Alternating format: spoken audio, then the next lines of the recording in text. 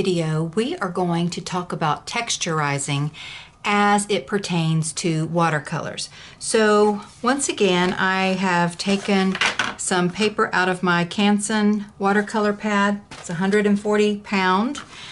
I cut two of the pieces in half, and I used one for the previous lesson with the salt resist. And I'm going to use all of these in this lesson because we're going to try various texturizing techniques. So you're going to need some sort of watercolor paper, your watercolors, a brush, and then various things for texturizing. We're going to take a paper towel. We're going to take, you can use saran wrap. This is just a plastic bag I had in the studio. This is shelf liner. I use it with acrylics. This is something that you would put in a kitchen cabinet to keep the dishes from sliding. So I use it for texturizing with acrylics. We're going to try it with watercolors. Don't know what it's going to look like. This is another skid resistant piece of rubber that you can use in kitchen cabinets or drawers. And then this is just bubble wrap. It's got the smaller bubbles on it. So we're going to play around with this, and I'm going to try to go quickly. We're going to do one sheet at a time, and I will do two different techniques on each sheet. So if you want to do this just on one sheet, you could just take a 9x12 sheet of paper and take a pencil and make a grid on it and try different textures on that one piece of paper. You don't really need a lot of paper for this. I'm just using the bigger pieces so that it's easier for you to see. So let's go with this crimson red. Hopefully it will show up for us. If not, I will add in a bit of this. Yeah, let's do this. This is quinacridone magenta that I'm adding just to make it show up a little bit. So our first texturizing, we will just use a regular paper towel. Now you see that this has a pattern in it. You can try that, or you can just wad it up like so and just move it around. And see how that creates its own texture.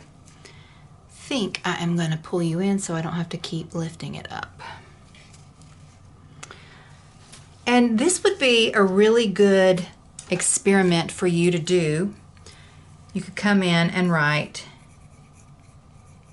paper towel right below it so that you know what made these marks and that you can use it in another project.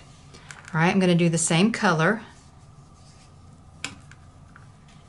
A little bit of crimson and a little bit of quinacridone magenta.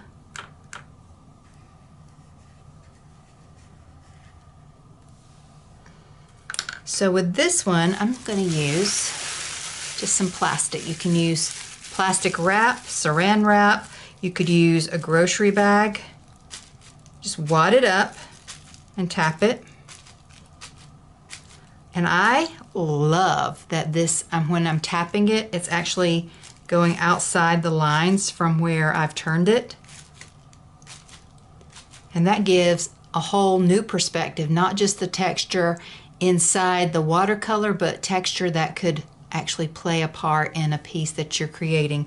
Although you might not want to choose red because that kind of looks like blood splatters. Maybe use a blue or something. So here I would write plastic bag or plastic wrap, whatever you're using. So that's our first sheet of texturized watercolor. So there's a paper towel. That shows up a little bit better because it was actually absorbing some of the watercolor, whereas this gives a slightly mottled effect, but I love those splatters on the outside. just probably want to choose blue next time. And I will set that aside and move our paper towel and plastic wrap.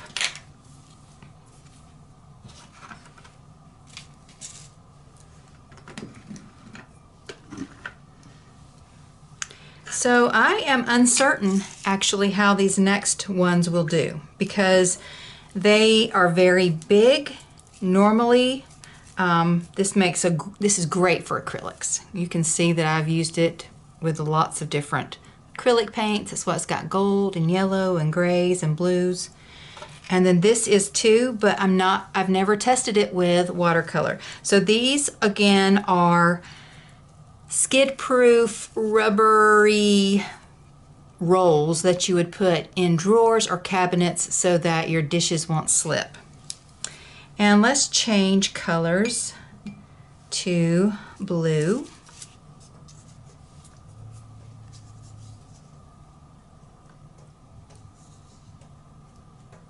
Try to make it a bit darker so that the texture shows up. And let's start with this one. I'm not holding out a lot of hope. Just basically taking it and stamping it over. Ooh, actually I like that. So I'm gonna pull you in just a little bit tighter so you can see that. I don't know how long it will hold because it looks like it's already kind of running back together. But look at that, isn't that beautiful? So what you could do, I'm gonna fold it because this is wet and I don't want to stamp all over my paper. You could just come in and tap around with it. So that's pretty cool. And make sure you wipe it, wash it under, just rinse it in the sink because you don't want that getting on your other projects. So this one is shelf liner with a fine, I'm going to call it a weave. It's not woven, but I don't know what else to call it. So that's shelf liner. That kind of looks like a person in profile, doesn't it? See, we've got the hair, the forehead, the nose, the mouth and chin. Could be a mustache and beard. You never know. That's what's so fun about art. And especially watercolors because they have a life of their own. Can't always control them, so that's why we're playing with them and learning some fun techniques to do. All right, so we've got more of this blue. Let's cover up as much of that white as possible. And now we're going to try the same thing with this wider one. It's got a little bit of a nubby side and a flat side. I'm gonna go for the nubby side. Let's do it the same way we did the first one, which is just laying it flat across, pulling it up, and I love that. But as we saw on this one, it didn't stay, and you can already see that the watercolors are going back together, so you could just tap it around. The reason, oh, I like that. You see, this is doing that same effect that we had on the red with the plastic, but it's a little bit more organized because this is a grid. It's like a square grid.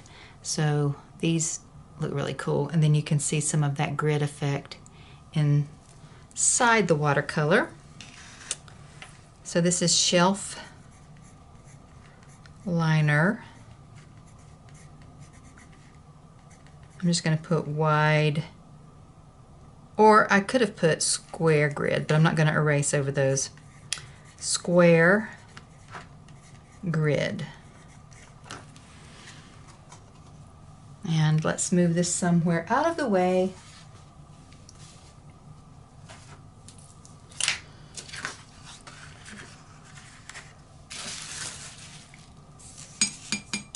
And you know what? I've only got the bubble wrap for this one, so I will probably grab something else. We could do paper towel again, just lay it flat instead of wadding it up. So let's just try bubble wrap first.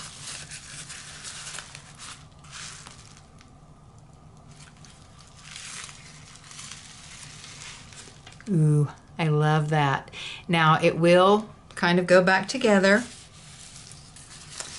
just because these are plastic like the shelf liner, and it's not absorbing it. It just kind of moves the water around. But we still see a little bit of the effect. So you could come in and do a bit here and there.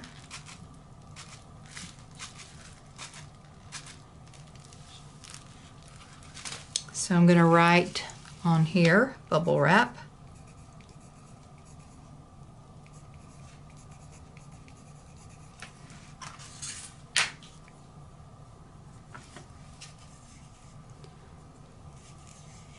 Since I used up my other paper towel and promptly threw it away, I will grab me another one. So what you could do is find different brands of paper towels that have different patterns on them. So on this side it's just plain, but on this side we have a cool, looks kind of like a harlequin or diamond pattern. So let's lay it on there and see what it looks like.